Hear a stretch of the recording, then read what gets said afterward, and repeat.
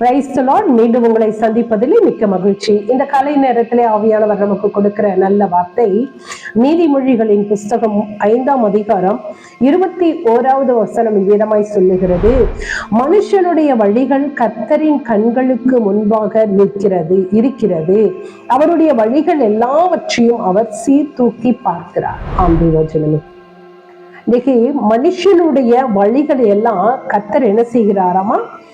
கண்களுக்கு முன்பாக இருக்கிறது. இன்றைக்கு நிறைய பேருக்கு நம்ம என்ன செய்யறோம், என்னை யாருமே பார்க்கலைங்க அப்படின்னு நினைச்சிட்டு இருக்கோம் இல்லையா? அப்படி இல்லைங்க. நம்ம என்ன வேலை செய்தாலும் எல்லாத்தையும் ஆண்டவர் கண்காணிச்சுட்டே இருக்காரு. அவர் கண்காணிக்கிறது மாத்திரமல்ல, என் பிள்ளை இந்த நேரத்துல இந்த மாதிரி பேசுறான், இது சரியா தப்பான்னு சீர்தூக்கி பார்க்கிறார் என்று வேதம் சொல்லுகிறது. அப்படி என்றால் ஒரு கிறிஸ்துவர்களாகிய நமக்கு, இதை கேட்டுக்கொண்டு இருக்கிற உங்களுக்கு, நமக்கு ஒரு பயம் இருக்கிறதா? ஐயோ, நான் பார்க்கிற காரியம் என்ன நோக்கத்தோட நான் பார்க்கிறேன்னு மற்றவங்களுக்கு தெரியாது, எனக்கு தெரியும். என்ன நோக்கத்தோட பேசுறேன்னு மற்றவங்களுக்கு தெரியாது, எனக்கு தெரியும். அப்போ என்ன செய்யறேங்கிறது மற்றவங்களுக்கு தெரியாது, எனக்கு தெரியும். ஆனா இது எல்லாத்தையும் எனக்குள்ள இருந்து, நமக்குள்ள இருந்து பார்க்கிற ஆவியானவர் எல்லாவற்றையும் பார்த்து கொண்டு இருக்கிறார். அந்த காரியத்தை சீர்தூக்கி பார்க்கிறார் என்று வேதம் சொல்லுது.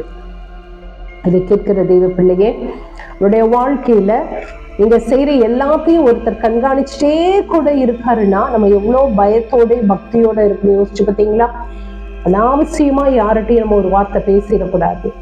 வேதம் சொல்லுகிறது, சொற்களின் மிகுதியினால் பாவம் இராமல் போகாது. நம்ம பேசுறப்ப மிகுந்த ஜாக்கிரதையா பேசணும். ரொம்ப நேரம் நீங்க பேசுறப்ப என்ன வரும் தெரியுமா? பாவம் தான் வரும். அப்போ அந்த பயம் நமக்குள்ள இருந்தா நம்ம என்ன செய்ய மாட்டோம்? பாவம் செய்ய மாட்டோம். ஆண்டவர் நம்மோடு கூட இருக்கிறார், நான் செய்யற ஒவ்வொன்றையும் பார்க்கிறாரு அப்படிங்கிற ஒரு பயம் நமக்குள்ள இருந்துச்சுன்னா நம்ம என்ன செய்ய மாட்டோம்? பாவம் செய்ய மாட்டோம். அப்போ உங்களுடைய வழிகளை கர்த்தர் அறிந்திருக்கிறார். உங்களுடைய எல்லா காரியத்தையும் அவர் என்ன செய்கிறாரா? சீர்தூக்கி பார்க்கிறார். அந்த பயம் நமக்கு இருக்கணும். சரிங்களா? அப்போ நம்ம இதுவரையும் எப்படி நடந்தமோ தேவையில்லை. ஆனா இனிமே என்ன செய்யணும்? அப்படி ஒரு பயத்தோடு பக்தியோடு கூட நம்ம என்ன செய்யணும்? ஆண்டவரை தேட ஆரம்பிக்கணும். என்னை யாரும் பார்க்கல, என் அம்மா அப்பா பார்க்கல, என் கணவர் பார்க்கல, என் மனைவி பார்க்கல, என் உறவுகள் யாரும் பார்க்கல அப்படின்னு நினைக்காதீங்க. உங்களை பார்க்கிற ஒருவர் உண்டு.